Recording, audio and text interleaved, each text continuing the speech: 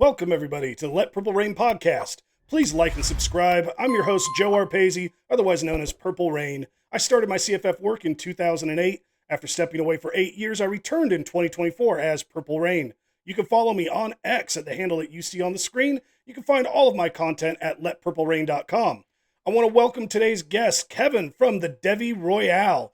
You can find his work at patreon.com/the Royale. You can find him on YouTube at the Devy Royale. You can follow him on X at the handle that you see listed on the screen and at the Devy Royale as well. For those that aren't familiar with you, could you kind of go over your history in CFF and fantasy in general, since you do Devy, and kind of the work that you do overall in both, the pro and college game? Yeah, no, I appreciate having me on. A legend as yourself in the CFF game. I started during COVID like everybody else because we were sitting at home, we had nothing to do. I'm an educator, so had some time, and just kind of jumped on board and just started doing content. And so Devy was what I loved because I love college football. So I just that's how I started. I've been in Devy leagues for years though, like almost, man, I'm going to age myself here. About 12, 13 years now, just playing Devy leagues. Scott Fish started them, and I already was kind of around the space in that range, but and I decided, hey, I'm going to make content. So I really focused on Devy. I brought it over to Fantasy Pros. I was one of the first Devy people they ever brought on there. So I started kind of just trying to do mainstream stuff with Devy there. I was hired at Football Guys, and then that's when my Devy stuff kind of sidetracked because Football Guys did not want any Devy, any college football, any of that stuff. So I really just started going to Dynasty, which now I've done both. I do the Dynasty work as well. But we started what we call the TDR during that time because Football Guys wouldn't let us do any Devy content or college football content. We said, well, shoot, we should probably start our own thing. And then we just been doing that ever since for about 3 years. And it's kind of transitioned from a Patreon into a Substack now that's been growing, and it's been a lot of fun to kind of navigate that. And so really my area of expertise is Devy, but guys like Josh Chevalier from Fantasy Points, he's one of my good friends. Mm-hmm. Mike Bainbridge is a good guy. He's one of my good friends. So I started just playing in CFF leagues and C2C leagues because of them. And so he kind of morphed into that, but CFF is a vast space. Like there's so much you have to know about it. So I'm more the Devy guy, but I do, when you're looking at in terms of CFF and C2C, I do have background there now for the past 5 years. I played in and out of leagues with those guys, and they're much smarter than me. I just do all their crap. That's what I do. I say, all right, Josh, who do you like? All right, let me look into see how this goes. And so it's been a lot of fun, but I do like idea of like, I'm the middle guy. I can kind of do Dynasty. I can do Devy, and CFF, where I think that, some of the stuff that I produce will help you in all three aspects, actually. So that's kind of my role in the space, and I enjoy it. But I do like going on here and talking to more college football because that's my passion. So I'm going to ask you a question here. For drafts and just what I'm going to call game days, which do you find more fun? For to let the audience know, like doing an NFL or the college side for when you're drafting your teams or when it's game day and you're watching everything happen and you're watching the points come in and the scores.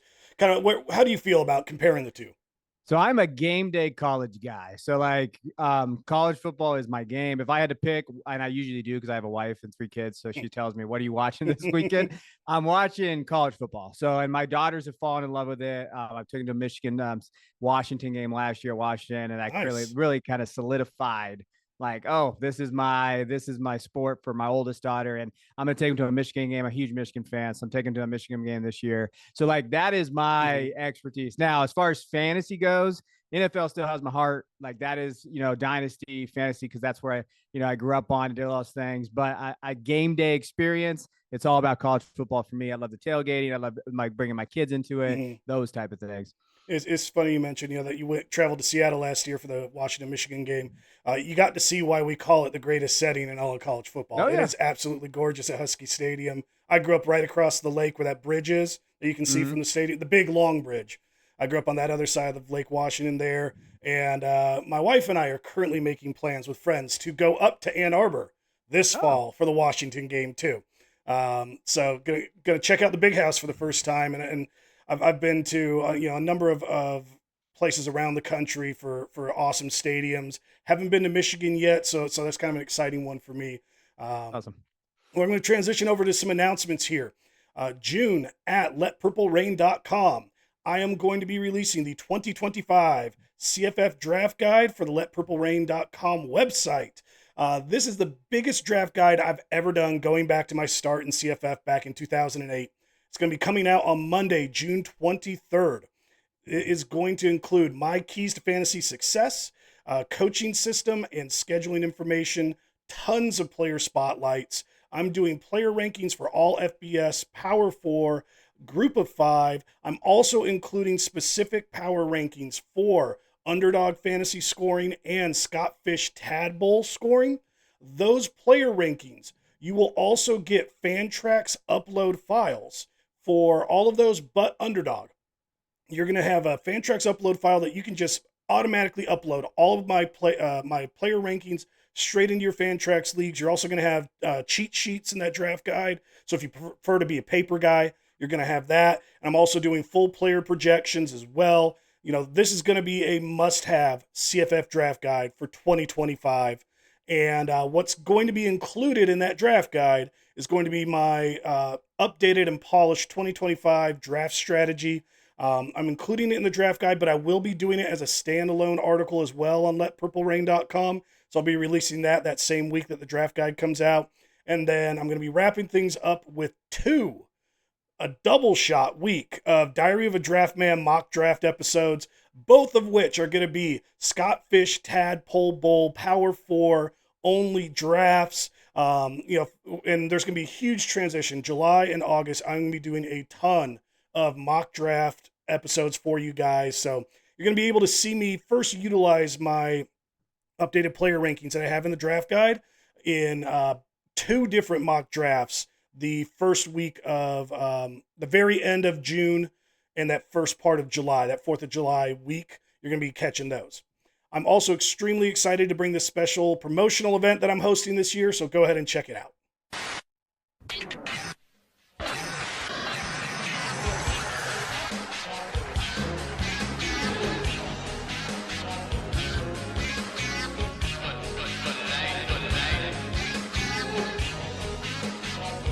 Do you love college football? Do you love fantasy football? My name is Joe Arpasi, and I have just the thing for you. I'm the man behind LetPurpleRain.com, your premier college fantasy football resource.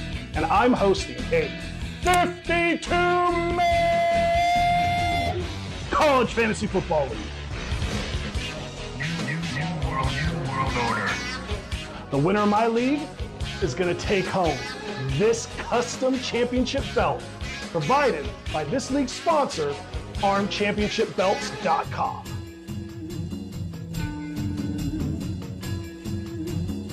If you want a chance to compete for this bad boy, go to letpurplerain.com and sign up to be a premium subscriber today. All premium subscribers are automatically entered into the drawing to see who makes this league. And I'm going to be running drawings from March all the way through July. That means the longer that you're a premium subscriber, the more chances you have to be entered into this 52-man challenge. Let me tell you something, brother. Winning this belt's not going to be easy. You're going to have to contend with the new world order of college fantasy football. You're not only going to be competing against me, you're going to be competing against Eric Froton from NBC Sports and FantasyPoints.com, Jared Palmgren from Chasing the Natty Podcast and CampusToCanton.com, and John McKechnie from RotoWire.com. So go sign up today to become a premium subscriber at LetPurpleRain.com so you have a chance to get a golden ticket to the show. You're not going to want to miss out on a chance to win this baby because this belt is just too sweet. Guys, I'm so pumped to be hosting the 2025 Battle for the Belt 52-man League Challenge. Once again, special thanks to ArmChampionshipBelts.com for being this event's sponsor. I'm going to be doing my 5th of 7 golden ticket giveaways live here on YouTube on Wednesday, June 25th. If you are not already a premium subscriber, sign up now so you will automatically be entered into the 3 remaining golden ticket giveaways. If you are selected to participate in this league, please check your email for a Fantrax League invite. We still have several golden ticket winners that have not claimed theirs. I will have to, at some point, if a golden ticket is not claimed and the people don't enter the league, I may have to open those tickets back up. I don't want to have to do that, but I just want to throw that out there. Please watch your inboxes. And lastly, check out my CFF apparel shop. I've got a link in the description below. Short and long sleeve shirts, tons of color options, can koozies. It's got everything. If you love college fantasy football, I've got you covered there. So today, as we transition to talk about what our topic of today's show is, we're going to be reviewing my top CFF offenses to target for your fantasy drafts. YouTube is going to be the home of the preview show where we're going to be reviewing the number 10 through 8 CFF offenses. LetPurpleRain.com will be the exclusive home for the top 7 CFF offenses. I've written articles and recorded podcasts on multiple topics this year. And I've reviewed the CFF coaching systems, the player spotlight articles with handcuffs, flyers, risers, nuclear options, my top fantasy schedules, schedule player pairings, and the My Guys. And I pulled all of this information together and used it to come up with my ranking system here for the offenses that I think are the most valuable to go after in 2025. Now that that's out of the way, let's dive into some college fantasy football. We are going to start here with the number 10 CFF offense, the USC Trojans. For CFF coaching systems, they rank number 1 in dual threat quarterbacks and number 20 in power 3 wide receivers. As a reminder, power 3 wide receiver stands for potent offense wide receiver 3. This is a term that was coined by Eric Froton. When using the power 3 draft strategy, you're taking shots on players that you can get later in drafts with hopes that they may work their way up the depth chart into a wide receiver 2 or maybe even a wide receiver 1. So it's kind of looking at these offenses where there are a lot of guys that can have value. You can reach deep into a wide receiver 3 or 4, but you might get that good upside that they can jump up possibly to like wide receiver 2. Getting back to USC here, their scheduling, they have a good first month of the season. They've got a B+ for passing and an A- for rushing. All of the grades that you're going to see for scheduling here are the grades that I've handed out, looking at all the different college teams for the year. Conference play makes things a little harder as USC enters the Big Ten. They get a B- for passing and a B for rushing. And that comes in for both season long and playoffs. The CFF players to note of this team, quarterback Jaden Mayava. We got running back Wayman Jordan, running back Eli Sanders, wide receiver Makai Lemon, Jacoby Lane, and Prince Strachan. I always screw up names, guys, and I love saying this all the time. I do podcasts, and I cannot pronounce names for the life of me. As well as a possible outside fantasy option of tight end Mark Bowman. Kevin, what's your thoughts on the USC offense for this year?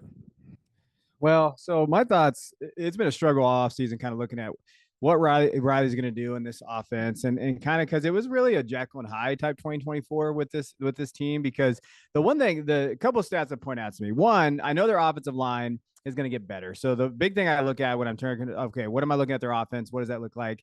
Elijah Page, Tobias Raymond, they should be better. I think with Alani, Noah, and then they got 2 transfers, Johnny Reed and DJ Wingfield, like, you're looking at a pretty good starting 5. The issue is going to be depth for that team. And it's kind of been like that for Riley's there, like the depth on the offensive line. So I do think a couple injuries here and there in that offensive line, we could be a little bit more trouble than what people think of for USC's offense. But like the 2 players, and I don't know if I'm getting catfished or not by this kid, but Raymond Jordan, I love what I see. Like, I like what I see from tape, and all the 247 reports out there keep talking about like just how good he is. Like at JUCO, he was a stud, over 600 yards, 20 touchdowns.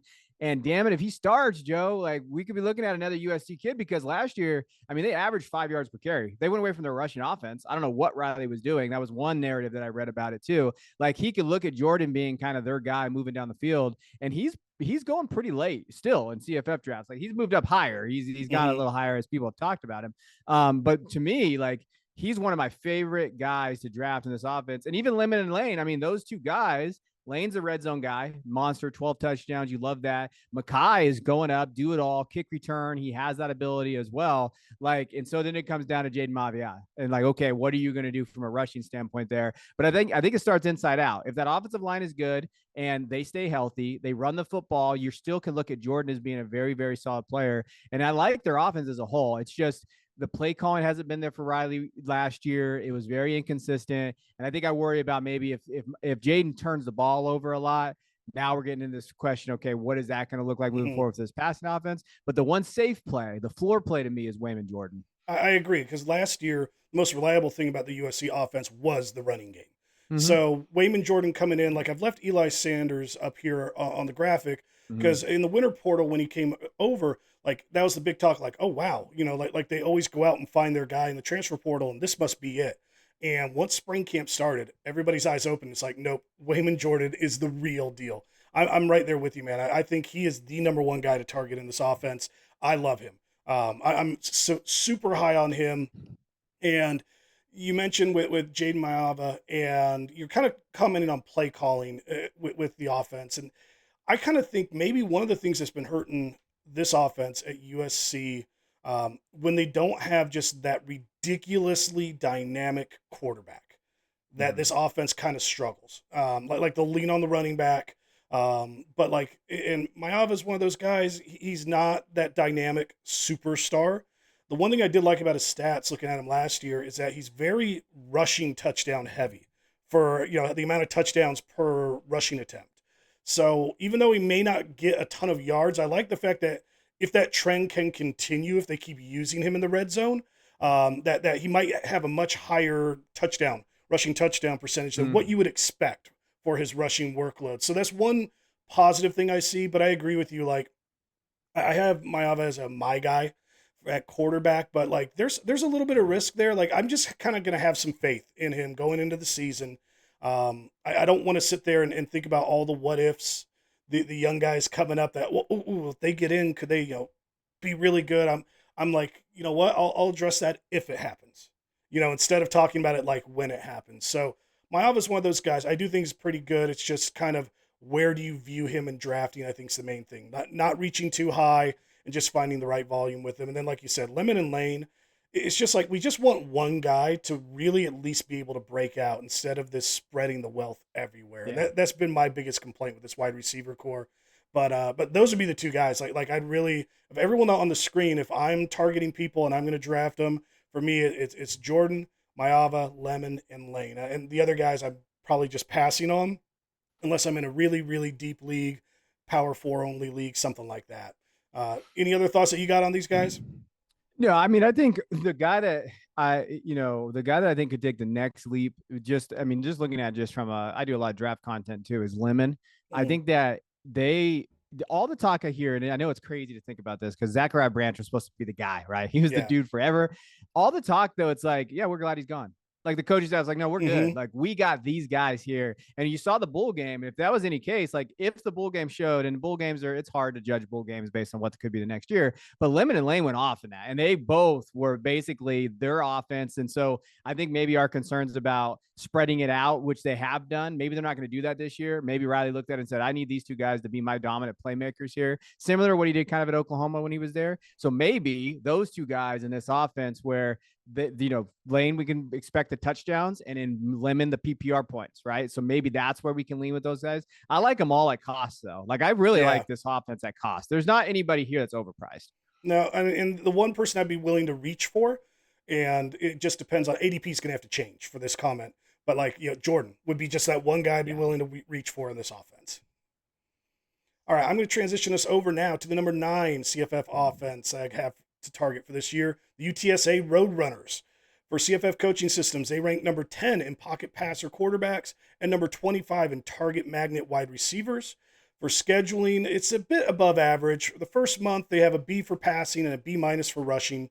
Season long, they have a B for passing and rushing. And then for your fantasy playoffs, it dips a bit to a B minus for passing and rushing. And for me, I'll take anything from B minus up. I don't think a B minus is bad. Just to give context of how I view my grading system. The CFF players of note here, you have quarterback Owen McCowan, running backs, a stable of them, Robert Henry, John Emery Jr., and Amarian Peterson.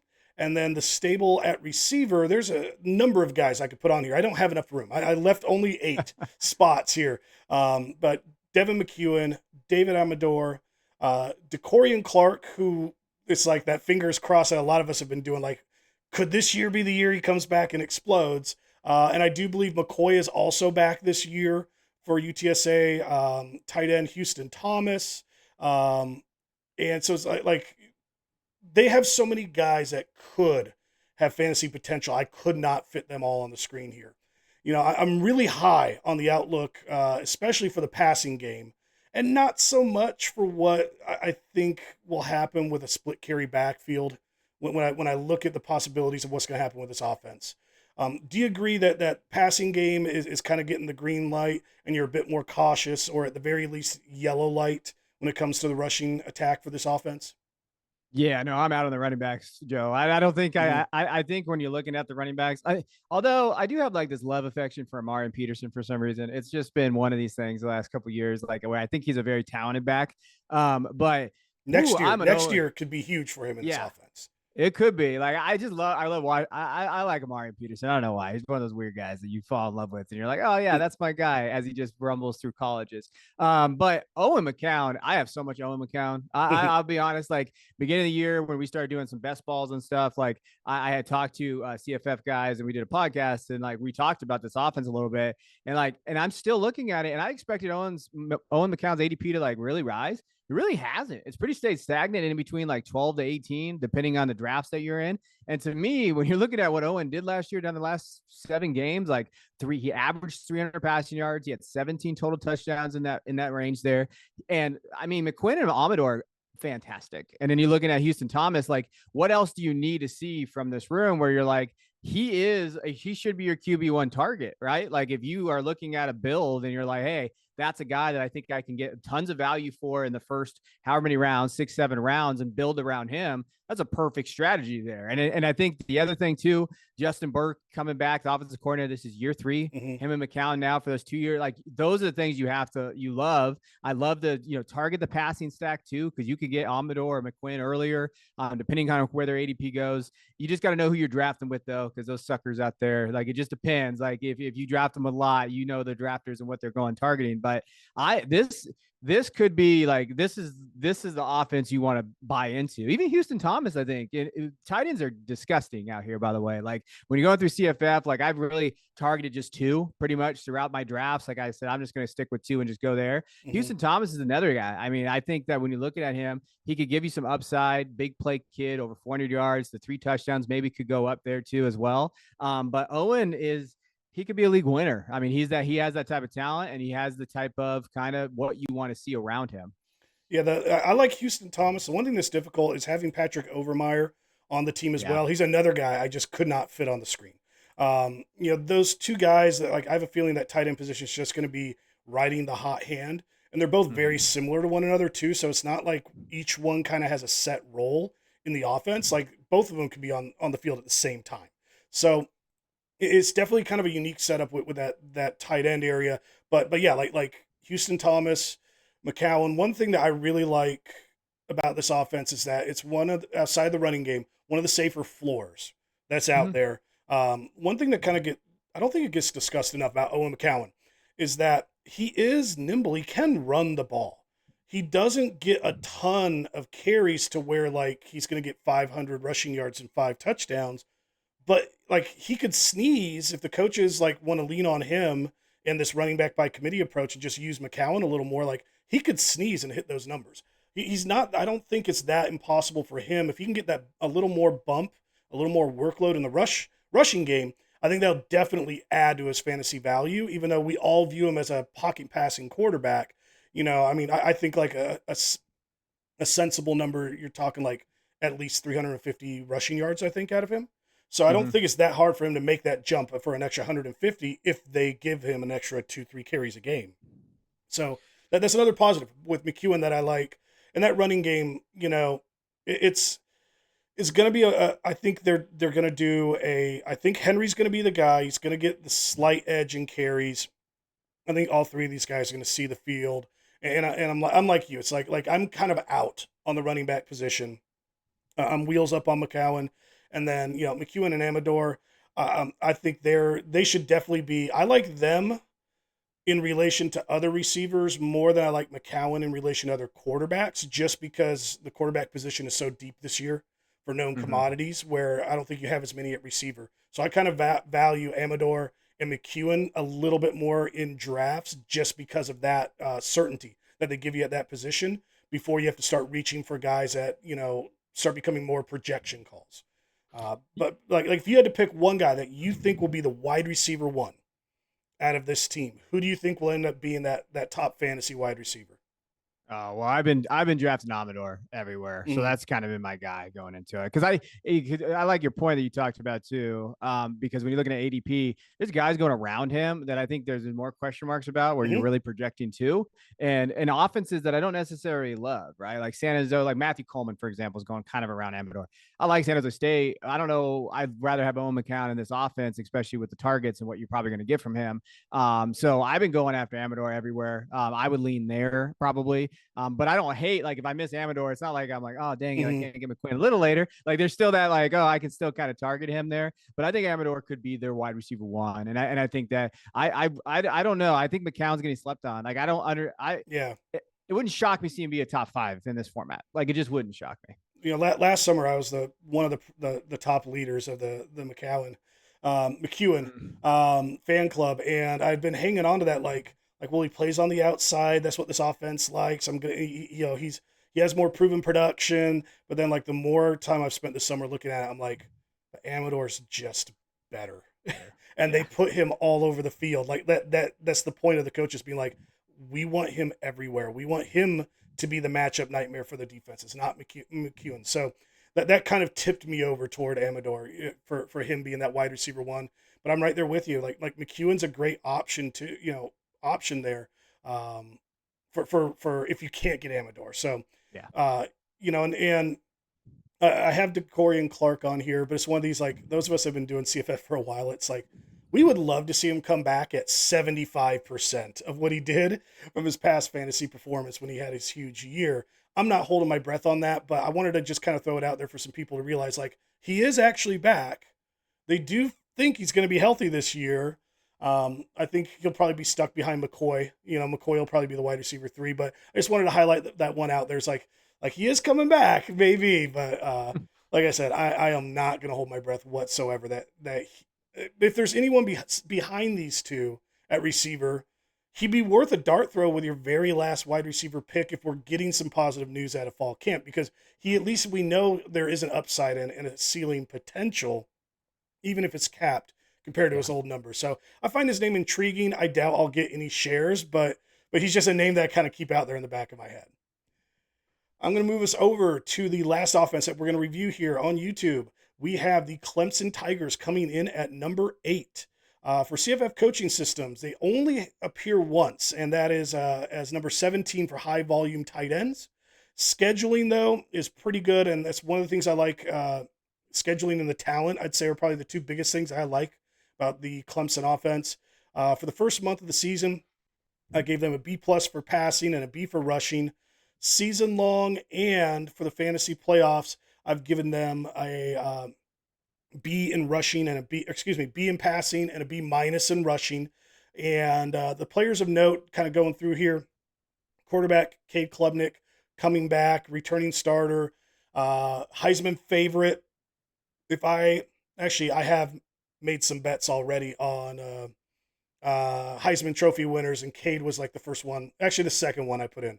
I did put one in for, I think, Lenore Sellers was the first one I put in, just because his dynamic playmaking ability might just give that highlight reel. But I think Klubnik is a guy the coaches are going to give a push, and they're going to let the offense flow even more through him because they're going to want him to get that Heisman hype. Running back Adam Randall, a former wide receiver who moved over in the spring, did so good he's basically earned the starting running back job already. And then a wide receiver, we have Antonio Williams, Bryant Westco, TJ Moore, and the up-and-coming tight end Olsen Pat Henry. Kevin, where do you stand on this talented offense coming in for the 2025 season? Yeah, I mean, to me, I'm a big fan of Clemson's offense this year. This might be blasphemous for Ohio State fans here, but I think Clemson has the best wide receiver room in the country. Them and Auburn are very underrated. Like, I think Auburn, I've been talking about Auburn all off season too, but Clemson, if they're healthy, Antonio Williams is an incredible slot guy. He's going to create separation. He's going to do the things that he needs to do to get open. That's great for Cade, because one of Cade's things are, and I wrote a huge, like a 5,000 word profile on Cade Klubnik this year. I'm doing all my quarterbacks this year. And the strengths of Cade the quick processing, timing based routes. Well, you know who does that well? Freaking Antonio Williams and Bryant Wesco. Those two guys are incredible at what they do there. And then TJ Moore just gives them that explosive outside guy. And I don't think enough people talk about Tyler Brown. Tyler Brown was one of the best wide receivers as a freshman 2 years ago when he was healthy, or 2 or 3 years ago. I forget what year it was. But in 4 wide receiver sets, I mean, if you get Tyler Brown out there as well with those guys, like Cade has everything he needs. He just gets the ball everything. Out. And a running back who's a former wide receiver. So that's even going to be more dangerous this year for passes out of the backfield. Yeah. And not to mention, like once Gideon Davidson gets in there too, the true freshman, like that group is fantastic. I mean, that's the best Cade's ever played with. This is it. And the thing is, like, Cade doesn't have to be perfect. This kid is just going to be efficient. And when you look at it last year, I mean, they still had 40-point games last year and like 35 points per game. And I don't think they were great last year. I thought there were times they struggled. They dealt with a ton of injuries in that wide receiver room. And I mean, they were scheming up Jake Briningstool, and I love Briningstool. He's my guy, but come on, if we're scheming him up, there's definitely areas that we need to get better at. So I think for him, like, I think Klubnik has tier 1 upside at CFF, because all he has to do is get the ball quick, which he does, and they're just going to produce for him. Like, and that's really where it's going to go. And like you mentioned, I think they really do believe in him, and they think they want to get him the Heisman. And I think that when you're looking at it from just a NFL perspective, I mean, he could be QB1 in the class. I don't think it's out of the question to say that. So he's locked in QB1. You lock him in there. I love drafting him first, second round if you want to build around him there. And I do think that he can. Like he's not a rusher, but he has functional mobility where he can score rushing touchdowns. He does run with it though. He does run. He's got that rushing fantasy value. And because they scheme it, right? That's what Riley does. So he's going to scheme it. I wrote about it, and you can see it. They scheme a lot of it in the red zone. So you'll see a lot of scheme touches in the red zone, like power sweeps to him, draws, those type of things. So to me, it's hard. This is a hard wide receiver room to gauge because, all right, where are you leaning here? I don't mind taking Wesco and Moore where they're going because one of them is going to break out, and best ball, it's easier to pick that way. But I want all the K Klubnik. Like, I think Klubnik is that guy that you can really build around. He has upside, very, very high floor with a really high ceiling. I mean, it wouldn't shock me to see him routinely throw 4 touchdowns a game this year. Like, oh my, Klubnik had 4 touchdowns again. Oh, yeah, 4 touchdowns again. And then you're just like, yeah, you're baking in that 30 points a week. With the occasional rushing touchdown. And I think that they're going to go more pass heavy this year. So Cade has the workload to be featured for the Heisman. You mentioned how deep the wide receiver core is. They can be rolling. I have some concerns with the receivers. They're deep. I think they'll roll more bodies through to keep legs fresh. The positive side of that is that these 3 guys we have on the screen, I think, will be more explosive with fresh legs. So I think that you'll be seeing like yards per reception, things like that going up. Antonio Williams is the one I'm down on the most. He's a safe floor guy. We know he will be the wide receiver 1. I think there's too many cooks in the kitchen for him to get a big enough workload to justify how high he's being drafted right now. It's nothing that I'm kind of bringing up as a knock on Williams here. I think it's just going to be a case of there'll be other wide receivers out there that if you just want to go with the safest guys possible, Williams is a great play. I think his ADP is a little high, and if you do want to reach a little for other guys, like I'd rather take McAllister at TCU over him, and I think McAllister's going to be I've got a way better projection for him versus Williams. So I'm kind of worried that like Wesco and Moore rising up and getting better in the offense is going to drag Williams down a little bit from production, as well as rotating in those other guys. But you're going to get that increased volume as well from the play calling. So I see a number of things there. And then with Wesco and Moore, it's tough. I haven't done a draft in a while because I was just working my butt off getting this draft guide done. But it seemed to me like they go very high. They are established players in a great offense.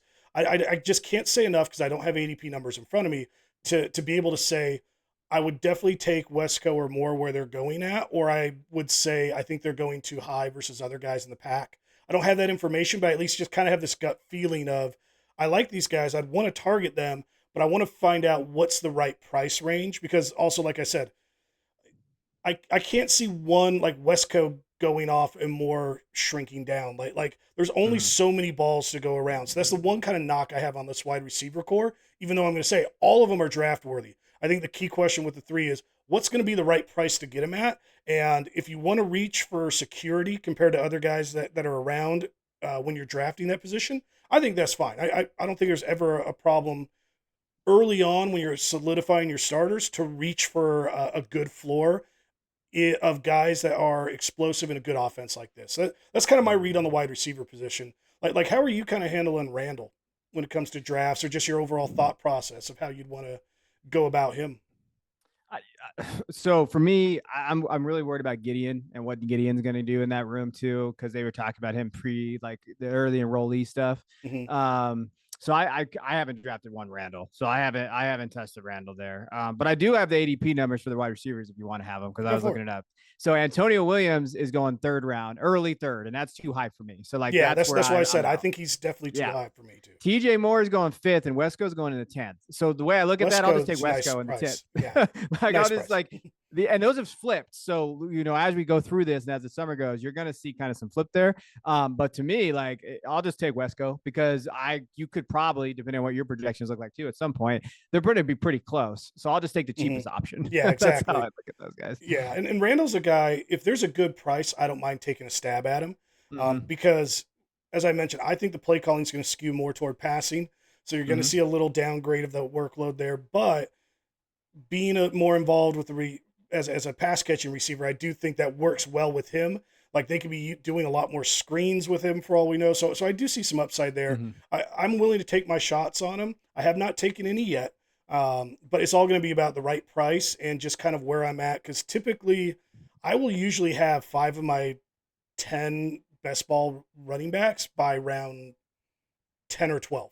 So it's like the rounds where he might be going in that middle third of the draft, I'm now hitting other positions because I've loaded up early on. And that might be part of the reason why I haven't had a stake of him yet. But he's one of those guys. I like his upside, and I like in this offense. It's just got to be the right price for me. And Olsen Pat Henry, I'm willing to take a shot on him. My biggest takeaway is I would not want to make him my tight end 1. But I have no problem taking him as a tight end 2. Do you hate doing tight ends with college fantasy? I used to like it, Joe. Okay. But like, it's hard because when you're looking at it, like, I agree with you on the tight end 2 comment. Like if you can get him as your tight end 2, it's just who the hell am I drafting as my tight end 1 is always my struggle when I get into these things, because I feel like some guys are going too early. Sadiq is going to go very early now. We'll talk about Oregon's offense later, but like you're looking at some of these guys that are going there. So if I can get a guy like, Olsen Pat, because they do use their tight ends. You saw Browningstool in the red zone last year, and you saw them use them. So if they're going to use them, and if you get him as your tight end 2 in some type of league, I think that's perfectly fair. And he's going pretty low. And that's a value in terms of that. Yeah. And I've really shifted my tight end mindset. I don't even look at tight ends until like round 18 anymore. I just don't. I don't even take them. The last mock draft I did for Diary of a Draft Man, I took one guy kind of once that run was starting. You're always going to have those 1 or 2 guys that pop off way early. But then once you feel a run starting, I'm like, okay, I'm going to jump in, grab my tight end 1, someone that I think will be safe. And then I just waited until the last third of the draft. So rounds 21 on. And I probably waited, I'm willing to bet, I don't know off the top of my head, round 25, like the last 5 or 6 rounds. And I just said, I'm taking an approach this year. I'm drafting 4 tight ends for best ball instead of 3, because you just kind of don't know. You very easily will whiff on one of your tight end picks. So with quarterback being a lot more stable, I'm taking 1 less quarterback, shifting that over to tight end for like a traditional best ball. And just then I can take multiple late round swings on guys. And even if I whiff on 2 of the 3, I'll still have 2 solid guys. It's kind of the way that I'm viewing that approach. So, I think I think that's kind of an approach I'm leaning toward here. But it's tough. I'm like you. I've never really liked tight ends. My home league, we just rolled them in with wide receivers. Said screw it. It's just the easiest way to do it.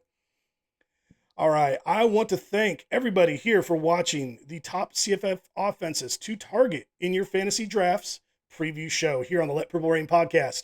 please like and subscribe. If you haven't already, I'd like to thank today's guest, Kevin. Once again, you can find his awesome work over on Patreon at the Devy Royale. You can also find him on YouTube at the Devy Royale. You can follow him on X on the handle that you see listed on the screen, and on X at the Devy Royale if you haven't caught on by now.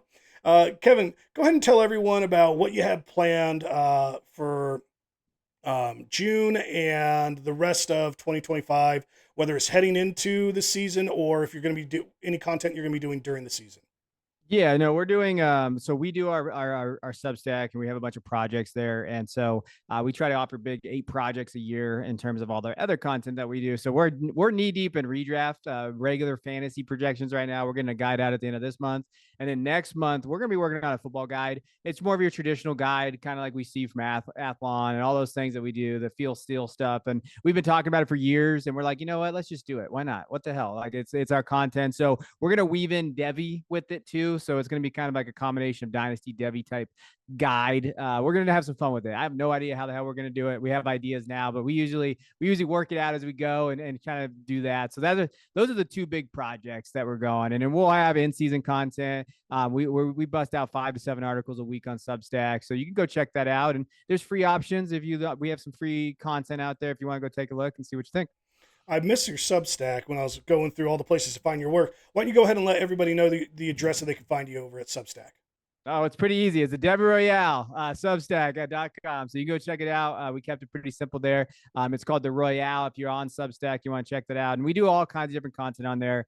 CFF, C2C, Devy, fantasy, draft content. And so it's pretty much just all football. If you love football, you probably love it there. And we try to offer a little bit of everything for everybody. And guys, I'm going to have links in the description below to all of these different resources that Kevin is doing his work at, so you can check all of them out, as well as his different X handles. And I want to thank all of you guys for reading and watching at Let Purple Rain and here on YouTube. You guys are the reason I can keep doing this work. Your support means more than you guys know. I'm extremely grateful. I always like throwing out a special thank you to my premium subs. So I'd like to throw a special thank you out to one of my newest premium subscribers, David Burley. He signed up for a monthly premium subscription. I like throwing out there, I give a big discount for people that sign up for annual premium subscriptions. I would much rather have you with me and reading about and watching about college fantasy football year round. So I would much rather give you that discount than like just take the higher monthly rate all year round. I really would like to keep building this community that we have at letpurplerain.com. So if you're thinking of becoming a new premium subscriber, or if you currently are a monthly premium subscriber, go take a look at those plans that I have. You can take advantage of that big discount here. And anytime that you are a premium subscriber, so if you're looking at signing up, you are automatically entered into the Battle for the Belt 52-man league golden ticket drawing. So I want to throw that out there as well. And you don't want to miss any of the amazing content I still have coming in 2025, which will be highlighted by that CFF draft guide, which is coming out June 23rd. It will be a must-have. It is the next big thing in college fantasy football. Once again, please like and subscribe. If you enjoyed this video, check out the rest of my fantasy draft prep videos. You're going to find a link at the end of this video here. Thanks for joining the Let Purple Rain podcast. Your CFF reign starts here.